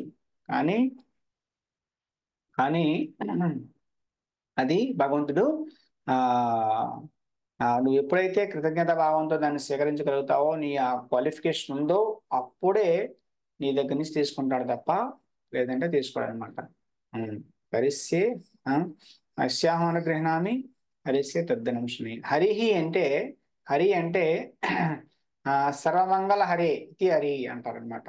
అంటే సర్వ అమంగళ హరి, అంత అమంగళాన్ని, అశుభాన్ని దొంగలిస్తారన్నమాట మన జీవితం నుంచి. ఆ అతన్ని హరి అంటారన్నమాట. అంటే భగవంతుడు దొంగలించింది, మన తీసేసుకున్నది అమంగళం, మంగళం కాదు, అశుభం. అంటే మన భక్తికి అడ్డంగా వచ్చినవన్నీ అశుభాలే. ధనం కావచ్చు, ఆస్తి కావచ్చు, అంతస్తులు కావచ్చు, రకరకాల సంబంధాలు కావచ్చు, మన అటాచ్మెంట్స్ కావచ్చు, ఏదైనా పేరు ప్రఖ్యాతులు కావచ్చు, ఏవైనా భగవంతుడు వాటిని లాగేసుకుంటాడు. ఎందుకంటే అశుభం. అశుభం అంటే మన భగవంతుడికి మనతో ఉన్న సంబంధాన్ని ఏం చేస్తున్నాయి, సంబంధానికి అడ్డంగా వస్తున్నాయి అనమాట. కాబట్టి అవన్నీ అశుభాలు. కాబట్టి భగవంతుడు వాటిని తీసేసుకుంటాడు అనమాట. కానీ భగవంతుడు ఏం ఇస్తాడు, ఆ ప్రేమ దియే ఆ ఆ, భగవంతుని హరి అంటే ఇంకొక పదం, ఇంకొక ఇది వస్తుంది అనమాట. ఆ ప్రేమ దియే హరేమన్ అంటే భగవంతుడు భగవంతుడు ప్రేమనిచ్చి మన మనస్సుని దొంగిలిస్తారనమాట. మన మనస్సుని దొంగిలించి ప్రేమనిచ్చేవాడిని హరి అంటారనమాట. కాబట్టి అందరి నుంచి భగవంతుడు ఏమి దొంగిలించాడు, మన నుంచి మన ఆస్తులు ఏమి తీసేసుకోడు. మీరు జపం చేయడం ఆపేయవద్దు, ఓకే? మీరు కంటిన్యూ చేయండి, ఓకే? మనం ఎప్పుడు అంత క్వాలిఫికేషన్ మనకు వస్తుందో, మనం భగవంతుడు మన నుంచి అన్ని తీసేసుకున్నా మనం హ్యాపీగా ఉండగలుగుతామో అప్పుడే భగవంతుడు అవసరమైతే అప్పుడు తీసుకుంటాడు అనమాట. కానీ మనంతటి మనం ఆ స్థాయికి మనంతటి మనమే వచ్చేస్తే ఇంకా అది కూడా అవసరం లేదన్నమాట. భగవంతుడు ఏమి తీసుకోవాల్సిన అవసరం లేదు. అలానే అందరికీ చేస్తాడు అని ఏమీ లేదనమాట. ఎప్పుడైనా ఎవరికైనా ఏ భక్తుడికైనా అలా ఏదైనా అడ్డంగా వస్తే ఆ మంగళాన్ని తీసేసుకుంటాడు. ఆ మంగళం మనకు మంగళంగా కనిపిస్తుంది, చాలా శుభంగా కనిపిస్తుంది, అందువల్ల మనం అటాచ్ అయ్యి ఉన్నాం. కానీ భగవంతుడు తెలుసు అనమాట మనకి, మన భక్తికి, మన మంచికి ఏది ఆ ఏది ఉపయోగమో భగవంతుడు తెలుసు కాబట్టి భగవంతుడు చేస్తాడు కాబట్టి తీసుకుంటాడు. భగవంతుడు ఏది చేసినా అది చాలా మన మంచికి అనమాట. మనం ఏంటంటే నాకు ఇది కావాలి, ఇది కాదు, పిల్లవాళ్ళ అయ్యి నేను ఇవ్వను అనేసి మనం పట్టేసుకుంటాం అనమాట. కాబట్టి మనం భగవంతుడికి ఆ స్వేచ్ఛనివ్వాలి. కృష్ణ నువ్వేం చేసినా ఓకే, ఓకేనా, నువ్వేం చేసినా ఓకే, అన్ని పరిస్థితుల్లో అన్ని వేళలా సర్వావస్థ ఆ సర్వస్థితుల్లో నేను సర్వకాలాల్లో నేను నీకు కృతజ్ఞుడై ఉంటాను. అదే అనమాట భక్తుడు అంటే. అన్ని కాలాల్లో, అన్ని సమయాల్లో, అన్ని పరిస్థితుల్లో కష్టమైన, నష్టమైన, ఇబ్బంది అయినా, సుఖమైన ఏదైనా మన భగవంతుడికి కృతజ్ఞమై ఉండాలన్నమాట. అలాంటి వాళ్ళకి భగవంతుడు అన్ని తీసేసుకుంటాడు అనమాట. కాబట్టి ఇక్కడ అంటున్నాడు అనమాట ముచ్చుకుంద మహారాజ్, నేను చాలా అదృష్టవంతుని, మీరు నా మీద చాలా అనుగ్రహం చూపించారు. నేను స్వర్గానికి యుద్ధం చేయడానికి వెళ్ళాను, ఇక్కడ అన్ని కూడా ఏ మొత్తం కాలక్రమేణా అన్ని కూడా అంతమైపోయాయి అనమాట. కాబట్టి నాకు ఇంకా మిగతా చక్రవర్తుల్లా ఏదో ఫారెస్ట్కి వెళ్ళి వానప్రస్థ అవ్వాలనో లేదని సన్యాసి అవ్వాల్సిన అవసరం ఏమీ లేదు. న్యాచురల్ గానే నాకేమీ లేదు ఇంకా ప్రపంచంలో, ఇది తప్ప నాకేమీ లేదు. కాబట్టి చాలా చాలా నేను అదృష్టవంతుడని చెప్పేసి అంటున్నాను అనమాట. కాబట్టి నేను ప్రార్థన చేసేది స్వామి ఒక్కటే, ఏంటంటే నేను నిత్యము మీ చరణాల యొక్క సేవలో నేను ఎంగేజ్ అయి ఉండాలి. మీ యొక్క చరణాల యొక్క సేవలో నేను నిత్యనే ఉండాలి. ఇది ఒక్కటే నాకు ఇవ్వండి అని చెప్పేసి అంటారు. ఎందుకంటే శుద్ధ భక్తులు కోరుకునేది ఇదే స్వామి, కాబట్టి నాకు కూడా అదే ఇవ్వండి అని చెప్పేసి ఉంటారు. ఎలాంటి భౌతికమైన కంటామినేషన్ కలుషితాలు ఏమి నాలో ఉండకుండా మీ భక్తి శుద్ధమైనటువంటి మనస్సుగా మీ భక్తి చేయాలి. కాబట్టి ఇంకేమి వద్దు నాకు అని చెప్పేసి అంటారు అనమాట. మోక్షం కూడా వద్దు అంటారు అనమాట. కాబట్టి అది చెప్తాను అనమాట. ఓన్లీ మూర్ఖుడు మాత్రమే మీ నుంచి ఏదైనా అడుగుతారు. భక్తి తప్ప, శుద్ధ భక్తి తప్ప ఏదైనా ఎవడైనా అడుగుతున్నాడంటే, మోక్షమైనా అడుగుతున్నాడంటే వాడు మూర్ఖుడే. ఎందుకంటే ఎందుకంటే మిమ్మల్ని నుంచి ఏది అడిగినా, భౌతికమైన ఏది అడిగినా, భౌతికమైనది మళ్ళీ బాధల్ని తీసుకొస్తారు, బంధాన్నే తీసుకొస్తారు. కాబట్టి తెలివైన వాడు ఎవడు ఇంకా ఏమి అడగడు మీ చరణాల యొక్క సేవ తప్ప అని చెప్పేసి అంటున్నాడు అనమాట. కాబట్టి ఉమ్, కాబట్టి చెప్తాను అనమాట. భౌతిక స్థాయి మీదైనా లేదంటే ఆధ్యాత్మిక స్థాయిలో అయినా ప్రతి ఒక్కరు కూడా మీ చరణాలను ఆశ్రయించడమే మంచిది. కాబట్టి నేను మీ చరణాలను ఆశ్రయిస్తాను. కాబట్టి ఆ ఎన్నో జన్మల నుంచి ఈ త్రితాపాలతో నేను కష్టపడుతూ ఉన్నా. ఆధ్యాత్మిక, ఆది భౌతిక, ఆధ్యాత్మిక క్లేశాలతో నేను కష్టాలు అనిపిస్తున్నాను. ఇంకా అలిసిపోయా స్వామి, నేను ఇంకా చాలా అలిసిపోయాను వీటితో. నేను నా వల్ల కాదు ఇంకా ఈ భౌతిక ప్రపంచంలో ఈ జన్మృత్యు చక్రంలో తిరగడం నా వల్ల కాదు. నా ఇంద్రియాలు, నా మనస్సు, నా బుద్ధి ఇవన్నీ కూడా నన్ను దాసునిగా చేసి నన్ను ఎప్పుడు కూడా నన్ను సంతృప్తిని చేయలేదు.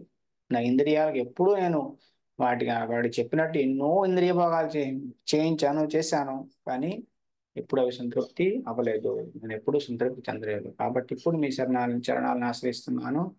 మీ చరణాలే ప్రశాంతమైనటువంటి జీవితానికి మూలం. మీ చరణాలే అన్ని రకాల శోకాలని నివారించేటువంటి శక్తి కలిగినటువంటి ఆశ్రయం. కాబట్టి నాకు అదే కావాలి, ఇంకేం వద్దని చెప్పేసి అంటున్నా అన్నమాట. కాబట్టి నాకు ఇంకా ఏమైనా ఎలాంటి కోరికలు, భౌతికమైన కోరికలు లేవు. ఈ భౌతిక ప్రపంచాన్ని ఎంజాయ్ చేయాలని, భోగించాలని కోరిక లేదు. లేదా ఆ నిరాకార బ్రహ్మజ్యోతులు లీనమవ్వాలనేటువంటి మోక్షవాంఛ లేదు. లేదా పరమాత్మగా ఉన్నటువంటి మీ రూపం మీద ధ్యానం చేయాలని లేదు. మీ యొక్క చరణాల యొక్క సేవ మాత్రమే నాకు కావాలి అని చెప్పేసి అంటున్నారు అనమాట. ఇది అనగానే భగవంతుడు చాలా చాలా ప్రసన్నం అవుతాడు అనమాట. ప్రసన్నమయ్యి రాజా, నువ్వు చెప్పినటువంటి ప్రార్థనలతో, ప్రేయర్స్తో, నువ్వు చెప్పినటువంటి మాటలతో నేను చాలా ప్రసన్నుడయ్యానని చెప్పేసి అంటారనమాట. కాబట్టి ఆ నువ్వు భూమంతరికి కూడా ఒకప్పుడు చక్రవర్తి అయినప్పుడు కూడా ఇప్పుడు నీ మనస్సులో ఇలాంటి రాజభోగ విలాసాలు కావాలనేటువంటి కోరిక ఏమీ నీలో నాకు కనిపించలేదు. కాబట్టి నాకు చాలా ఆశ్చర్యంగా ఉందని చెప్పేసి అంటారు అన్నమాట. ఇప్పుడు నువ్వు శుద్ధ భక్తి చేయడానికి అర్హుడువు. కాబట్టి నేను ఎలాంటి వరం ఇచ్చినా కూడా నువ్వేమి వరం అడగల. నా యొక్క శుద్ధ భక్తి మాత్రమే కావాలని, నాకు సేవ కావాలని మాత్రమే నువ్వు కోరుకున్నావు. కాబట్టి నాకు ఇప్పుడు అర్థమైందనమాట. నీ మనస్సు అంతా కూడా పూర్తిగా నా మీద లగ్నమై ఉంది. కాబట్టి ఇంకా నువ్వు భౌతికమైనటువంటి వాటి దేని నుంచి, అంటే భౌతికమైనటువంటి గుణాల ప్రభావం నుంచి, గుణాల గుణాల నుంచి నువ్వు ప్రభావితం కావు అని చెప్పేసి అంటాడు అనమాట. సత్వగుణము, రజోగుణము, తమోగుణము ఏవి కూడా నేను డిస్టర్బ్ చేయలేవు అనమాట. కాబట్టి ఆ కాబట్టి నేను నీకు ఎందుకు వరం అడిగాను, సారీ, నేను నీకు ఎందుకు వరం ఇచ్చాను, వరము తీసుకోమని అడిగాను అంటే నిన్ను పరీక్షించడం కోసం. నిజంగా ఏవైనా కోరికలు ఉన్నాయా, లేవా, నీకు భక్తి కావాలా, భౌతికమైనవి కావాలా టెస్ట్ చేయడం కోసం నేను అడిగని చెప్పేసి అంటున్నాను అనమాట. భగవంతుడు అంటున్నమాట అని నాకు అర్థమైంది. నీ మనస్సు ఇప్పుడు పూర్తిగా ఎలాంటి ఆ ఎలాంటి లోభము లేదు, ఎలాంటి కామవాంఛలు లేవు, ఎలాంటి ఆ కోరికలు నీలో లేవన్నమాట. కాబట్టి ఆ ఇలాంటి స్థితి రావడం అంటే అంత సాధ్యం కాదు. పెద్ద పెద్ద జ్ఞానులు, యోగులు చాలా కష్టపడుతుంటారు, చాలా తపస్సు చేస్తుంటారు, చాలా ఇంద్రియాలని, మనస్సును నిగ్రహించుకుంటారు. అయినప్పటికీ కూడా అంటే ప్రాణాయామం ద్వారా, వీటన్నిటి ద్వారా చాలా వాళ్ళు పద్ధతులన్నీ కూడా పాటించి ఆ చాలా కష్టపడుతుంటారు. అయినప్పుడు వాళ్ళు కూడా ఇంత శుద్ధమైన స్థాయికి రాలేరన్నమాట అని భగవంతుడు చెప్తున్నారు అనమాట. కాబట్టి ఎగ్జాంపుల్ ఎందుకు, విశ్వామిత్రమునే ఎంతో కాలం, వేల సంవత్సరాలు తపస్సు చేస్తుంటాడు అనమాట. కానీ మేనక రాగానే ఏమవుతాడు, వెంటనే పతనం అయిపోతాడు అనమాట. కాబట్టి యోగులు కూడా వాళ్ళ స్థితిలో ఎంతో కాలం ఉండలేరు అనమాట. ఎందుకంటే భగవంతుని యొక్క భక్తిలో స్థితులైన వాళ్ళు ఆ ఉండగలుగుతారు. ఎందుకంటే అది చాలా సహజమైనటువంటి స్థితి. ఆత్మకి ఆత్మకి చాలా ఆనందం వస్తుంది భగవంతుడి యొక్క భక్తి సేవలో. కాబట్టి భౌతికమైన సుఖాన్ని భక్తుడు అనేవాడు చాలా ఈజీగా వదిలేస్తారనమాట. హరిదాస్ ఠాకూర్ వారికి మాయాదేవి స్వయంగా వచ్చి పరీక్షించిన హరిదాస్ ఠాకూర్ వారు ఆ, ఎలాంటి అలజడి చెందలేదన్నమాట. ఎందుకంటే అతను చాలా న్యాచురల్ గా ఆ సహజమైనటువంటి స్థితిలో ఉన్నారనమాట భక్తి సేవలో. కాబట్టి ఏమీ చేయలేకపోయినా అనమాట. కాబట్టి అప్పుడు భగవంతుడు చెప్తున్నాడు అనమాట. కాబట్టి ముచ్చుకుంది మహారాజ్, ఆ నీతో నేను చాలా ప్రసన్న అయ్యాను. కాబట్టి ఆ నీకు వరం ఇస్తున్నా. ఏంటంటే ఎప్పుడు కూడా నువ్వు నా చరణాలను మర్చిపోవు, ఎప్పుడు నిత్యం నా చరణాలను స్మరించేటువంటి వరాన్ని నేను ఇస్తున్నాను. ఈ విధంగా మొత్తం భౌతిక ప్రపంచం అంతా నువ్వు ప్రశాంతంగా ఎక్కడ కావాలంటే అక్కడ వెళ్ళొచ్చు, తిరగొచ్చు, ఏ త్రిగుణాల ద్వారా ప్రభావితం కాదని చెప్పేసి అంటున్నాను అనమాట. కాబట్టి అదే అంటే కృష్ణ చైతన్యంలో ఉన్నటువంటి వ్యక్తి ఎవరైనా ఎక్కడ తిరిగినా కృష్ణ చైతన్యాన్ని ప్రచారం చేయడం కోసం ఈ దేశాలు తిరిగిన వ్యక్తి త్రిగుణాల ద్వారా ప్రభావితం కాడనమాట. కాబట్టి ఈ విధంగా చెప్తానమాట. వచ్చే జన్మలో ఆ ముచ్చుంద మహారాజుకి చెప్తానమాట. వచ్చే జన్మలో మంచి ఫస్ట్ క్లాస్ వైష్ణవుగా నువ్వు జన్మిస్తావు. దాని తర్వాత నిత్యం నా యొక్క సేవలో ఎంగేజ్ అయి ఉంటావు. కాబట్టి అని చెప్పేసి భగవంతుడు చెప్తున్నాడు అనమాట. సో ఆ ఈ విధంగా కృష్ణ చైతన్యాన్ని నువ్వు ప్రచారం చేస్తావని చెప్పేసి అంటున్నారు అనమాట. అంటే జనాలందరికి మంచి చేస్తానని చెప్పేసి అంటున్నారు అనమాట. సో అది ఎవరైతే వైష్ణవుడు అనేవాడు బ్రాహ్మణుడి కన్నా చాలా ఉన్నతమైన స్థాయిలో ఉంటాడు. ఎందుకంటే వైష్ణవుడు కృష్ణ చైతన్యాన్ని ఆ ప్రజలకి అందజేస్తాడు. కృష్ణ చైతన్యం ఇవ్వడం అంటే వాళ్ళకి అత్యంతమైనటువంటి ఉన్నతమైనటువంటి శ్రేయస్సుని కలిగించినట్లు అనమాట. కాబట్టి ఈ విధంగా భగవంతుడు ముచ్చుకుంద మహారాజ్కి వరం ఇస్తారనమాట. So of course Muchukunda Maharaj మళ్ళీ జన్మ అంటూ ఉంటే వైష్ణవులుగా పడతారు. అలాని ముచ్చుకుంద మహారాజ్ కృష్ణలీలలోనే ఉన్నారనమాట. సో కృష్ణలీలలో ఉన్న వాళ్ళందరూ కూడా భగవంతుడి యొక్క నిత్య పార్షదులు. కాబట్టి వాళ్ళు తిన్నగా గోలోకానికి వెళ్ళిపోతారనమాట. మళ్ళీ జన్మ అంటూ ఉంటే వాళ్ళు మళ్ళీ ఎలా పుడతారు, వైష్ణవుగా పుడతారు. వైష్ణవుగా పుడితే వాళ్ళు గోలోకంలో ఉన్నా భూలోకంలో ఉన్నా ఎక్కడున్నా ఒకటే. ఎందుకంటే వాళ్ళు నిత్యము కృష్ణ చైతన్యంలో ఉంటారు కాబట్టి. కాబట్టి వాళ్ళకి గోలోకమా భూలోకం అనేది తేడా ఉన్నది. అప్పుడు ఫుల్ కృష్ణ చైతన్యంలో ఉంటాయి అన్నమాట. హరే కృష్ణ కృష్ణ కృష్ణ హరే హరే, హరే రామ రామ రామ హరే హరే. కాబట్టి చాలా ఇంపార్టెంట్ లెసన్స్ మనం నేర్చుకోవచ్చు దీని నుంచి, ముచ్చుకుంద మహారాజ్ ప్రేయర్స్ నుంచి. ముచ్చుకుంద మహారాజ్ నిజంగా చాలా గొప్ప ఆ చాలా గొప్ప భక్తుడిగా, శుద్ధ భక్తుడిగా మంచి ప్రార్థనలు అర్పించాడు అనమాట. భౌతిక ప్రపంచం అనేది ఎంత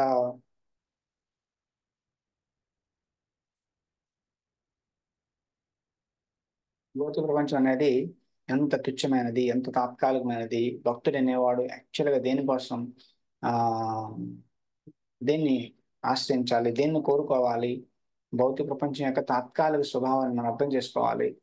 సో ఈ భౌతికమైన బంధాల నుంచి మనం బయటపడాలి, దీనికోసం భగవంతుని ప్రార్థించాలి, శుద్ధ భక్తులను ఆశ్రయించాలి. ఇవన్నీ ఆ చాలా చాలా హైయెస్ట్ ప్రిన్సిపల్స్.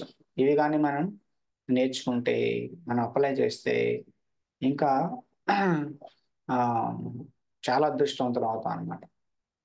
ఇది ఏంటంటే వీళ్ళు చేసే ప్రార్థనలు ఏంటంటే చాలా రియలైజ్ ఏంటంటే వీళ్ళు చాలా రియలైజ్ అయిన వాళ్ళు అనమాట. వీళ్ళ ప్రార్థనలు ఒక్కళ్ళు భాగవతంలో ఉండేటువంటి ఒక్క వ్యక్తి యొక్క ప్రార్థన మనము జీవితంలో ఇంప్లిమెంట్ చేసినా మన జీవితం ధన్యం అయిపోతుంది అన్నమాట. కాబట్టి ఈ భౌతిక సంసారం యొక్క స్వభావం గురించి ఆ చాలా విస్తారంగా, చాలా వివిడ్గా డిస్క్రైబ్ చేశారనమాట ముచ్చుకుంది మహారాజ్. దాని తర్వాత ఏ విధంగా భగవంతుని ఆశ్రయించాలి అనే దాని గురించి కూడా చాలా బాగా చక్కగా చెప్పారు. హరే కృష్ణ హరే కృష్ణ కృష్ణ కృష్ణ హరే హరే, హరే రామ రామ రామ హరే హరే. ఎవరికైనా క్వశ్చన్స్ ఉంటే అడగచ్చు.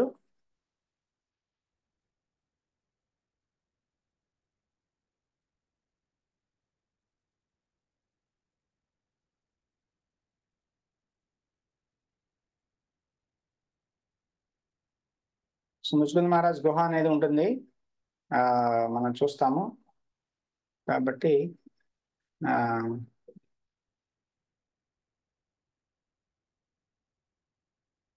హరే కృష్ణ. సో ఎవరికైనా క్వశ్చన్స్ ఉంటే మీరు అన్మ్యూట్ చేసుకోవచ్చు. ఇప్పుడు అన్మ్యూట్ చేసుకోవచ్చు. హరే కృష్ణ. చెప్పండి మాత. ఆ ఇప్పుడు చెప్పారు కదా, మన భగవంతుడు ఎవరికైనా అదే ఉన్నత స్థాయిలో ఉన్న వాళ్ళకి అన్ని దూరం చేస్తాడు, అటాచ్మెంట్ కావాలి వాటి మీద ఆసక్తి ఉంటే దూరం చేయడు అని చెప్పారు కదా ప్రభుజీ. అంటే కొంతమంది అంటే ఆసక్తి వాటిని వదిలేయాలి, అటాచ్మెంట్ నుండి బయటపడాలి అని అనుకునే భక్తులకి మరి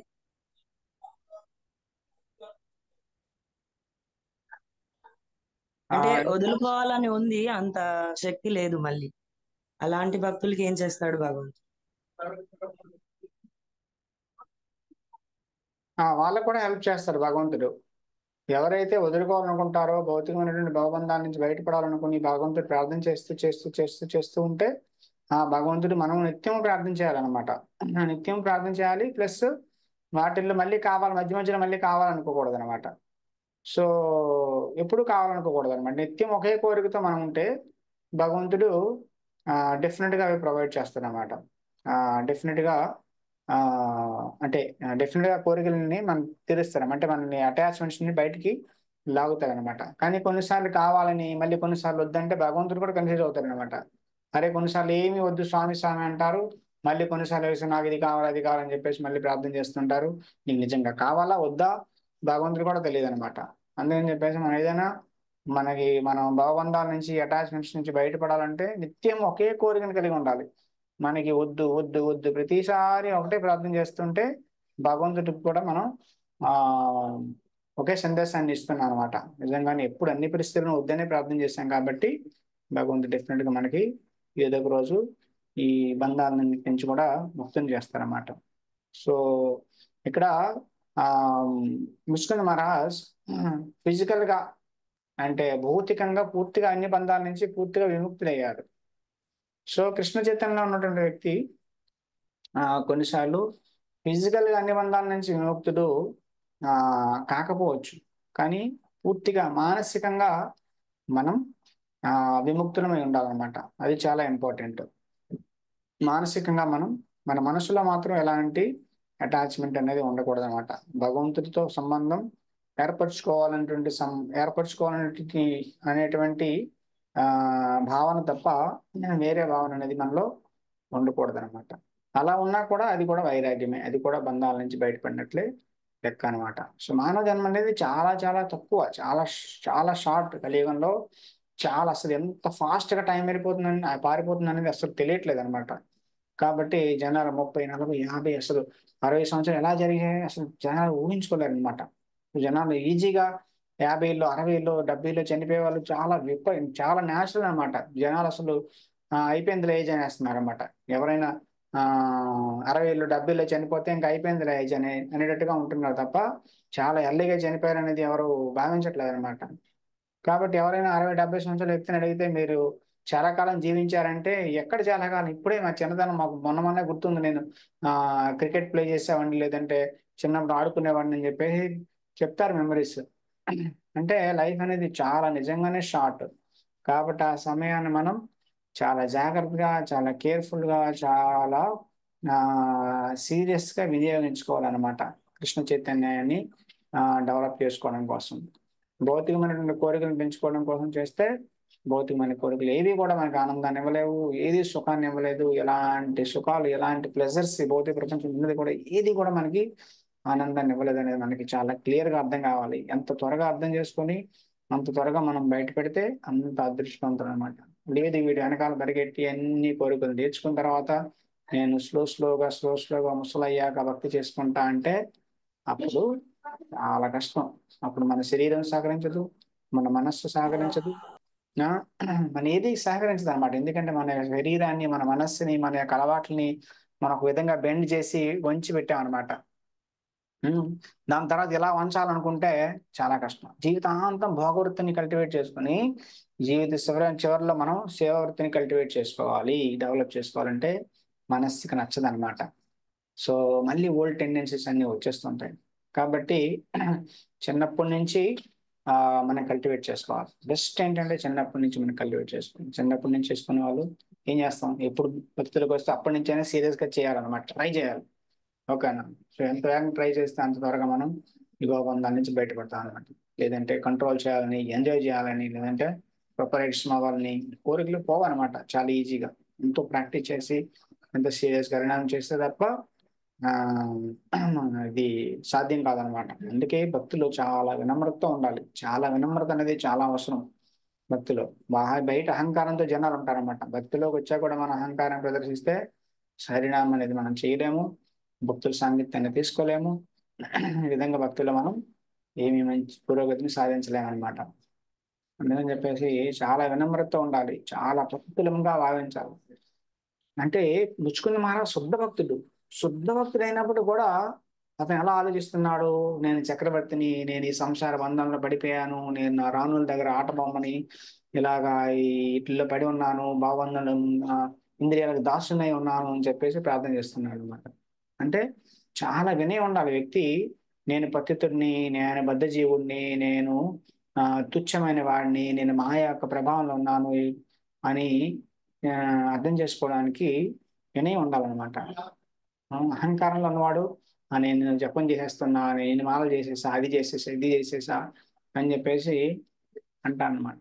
నువ్వు ఎన్ని మాలలు చేసినా, నువ్వెంత సాధన చేసినా, ఏం చేసినా నీకు నువ్వెంత భగవంతుడి మీద మనసు పెట్టగలుగుతున్నావు, ఎంత నువ్వు భౌతికమైనటువంటి కోరికల నుంచి బయటగా రాగలుగుతున్నావు, ఎంత వినమ్రతతో ఉండగలుగుతున్నావు, అది ముఖ్యం అనమాట. కాబట్టి వినమ్రత అనేది చాలా ఇంపార్టెంట్. వినమ్రత అనేది చాలా హంబల్ గా ఉండడం చాలా చాలా ఇంపార్టెంట్ భక్తులు. దాన్ని బట్టి మనకు అర్థమవుతుంది అనమాట మనం ఎంత భక్తులు ప్రోగ్రెస్ చేస్తున్నామా లేదనేది. కాబట్టి వైష్ణవుల దగ్గర, ప్రత్యేకంగా వైష్ణవుల దగ్గర, అందరి దగ్గర వినయం ఉండాలి, వైష్ణవుల దగ్గర ఇంకా చాలా వినయంగా ఉండాలన్నమాట.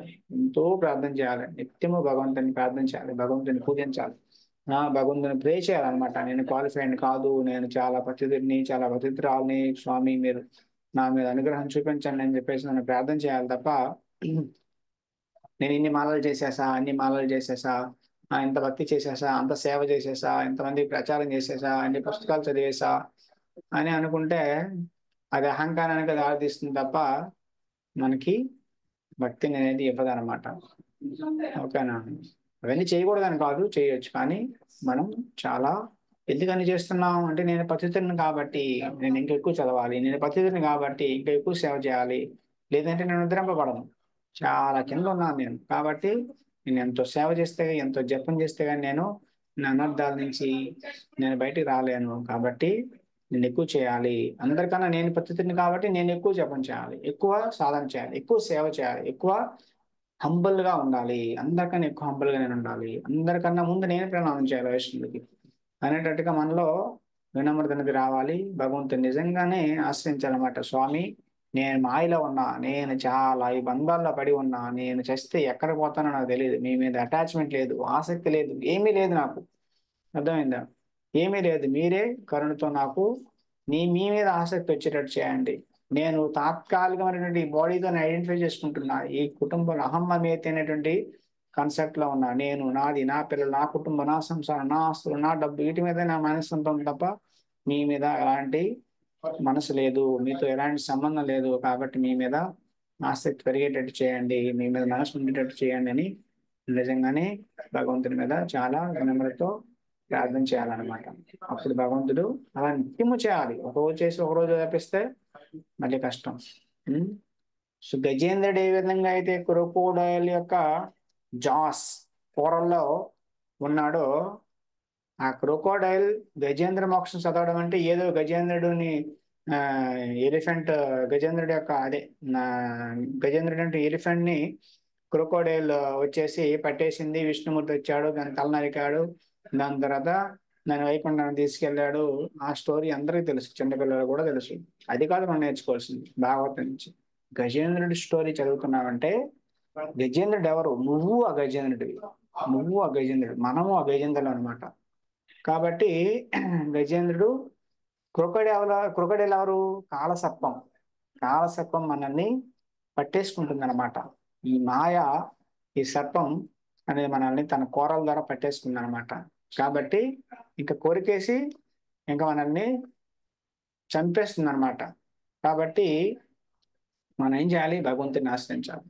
భగవంతుని ఆశ్రయించి భగవంతుడు వచ్చి తన చక్రంతో దీన్ని నరికితే తప్ప, ఈ మాయని నరికితే తప్ప మన వల్ల కాదు దీని నుంచి బయటపడడం, మన వల్ల కాదు. ఎందుకంటే ఎలిఫెంట్ అనేది దానికి సహజమైనటువంటి స్థితిలో లేదు. ఎలిఫెంట్ భూమి మీద ఉండాలి, మొసలి వాటర్ లో ఉండాలి.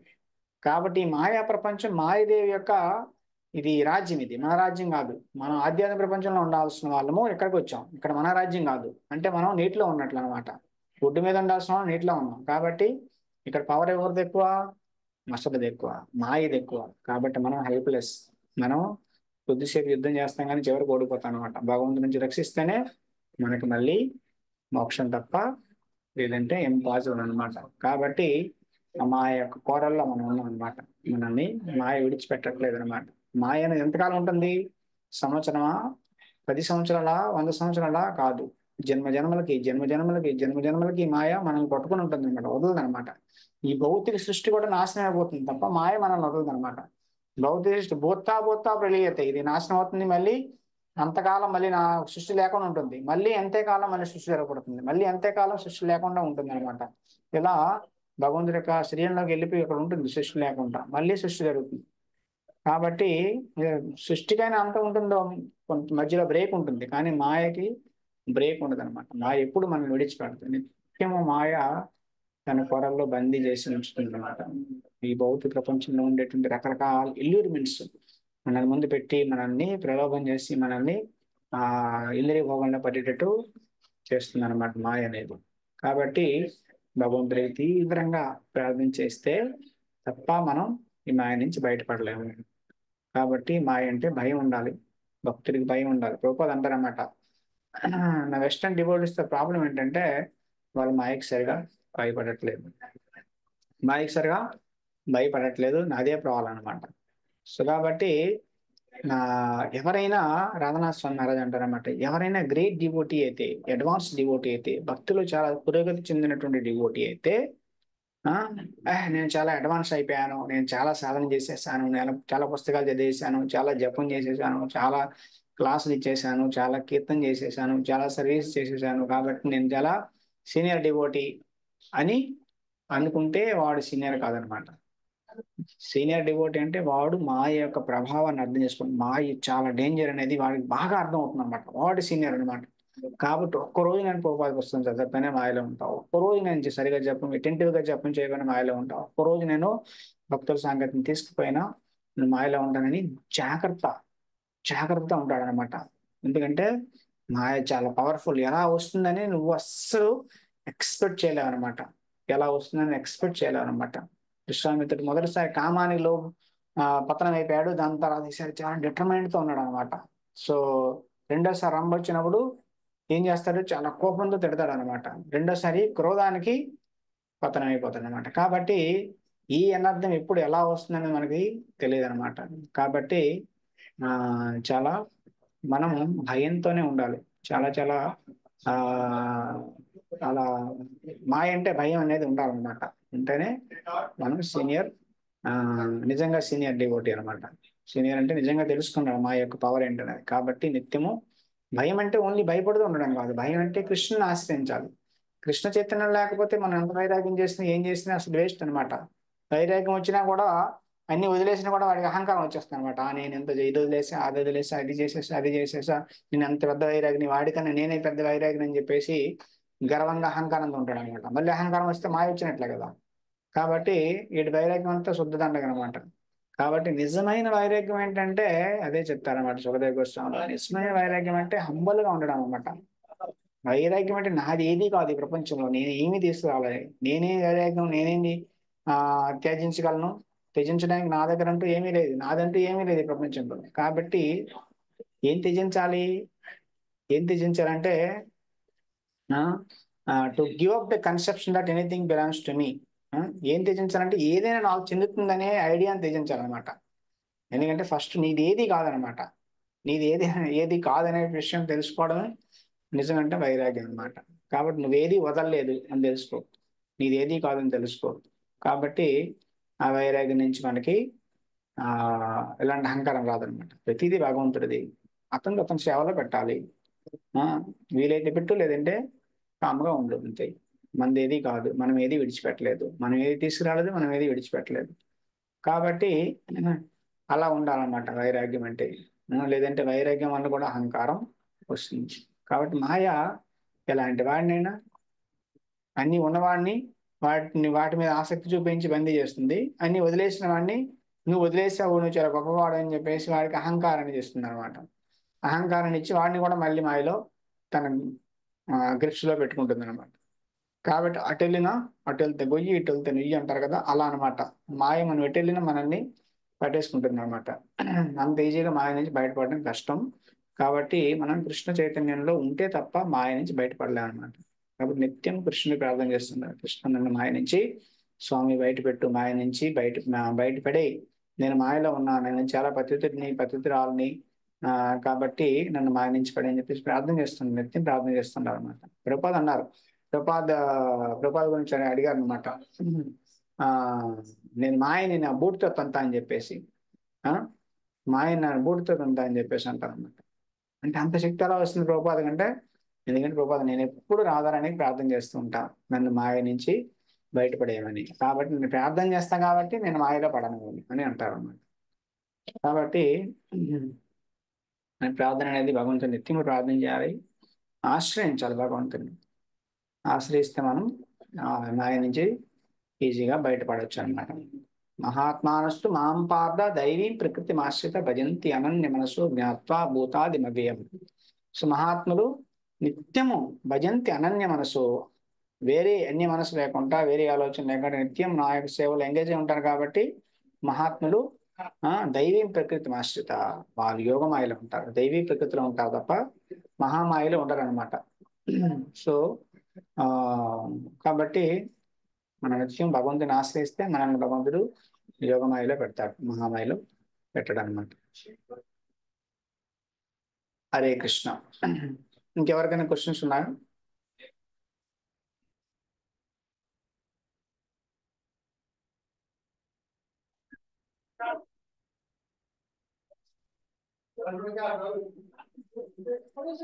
ఓకే, హరే కృష్ణ. రేపు ఏకాదశి కాబట్టి ఆ భక్తులందరూ ఎక్కువ జపం చేయండి రోజంతా కూడా.